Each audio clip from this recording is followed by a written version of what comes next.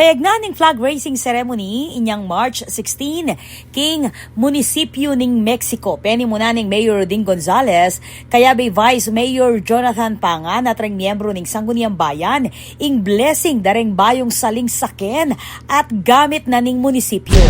Kareng 20% na rin. Every year kasi, anong purmero, retang kaya kaming 20%, equally divided lang kareng 43 barangays. So,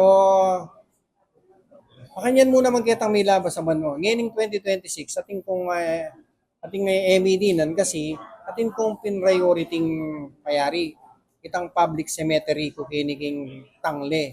Kapag nasandaren ba yung behikulo ing pasiknangan, ing serbisyo publiko na ning LGU, partikular na king disaster response, environmental management, public works at agricultural support. Kabilang kareng selling saken ing low bed trailer truck, adwang garbage trucks para king balas at pangatlan, adwang backhoe unit, meto nga manlift truck at meto nga barge. Atin mo namang service vehicles para kareng niyayaliwang opisina king munisipyo. Para naman king sektor ng agrikultura, sinaling munisipyong adwang farm tractors at meto nga harvester bang makasaup kareng ortilano.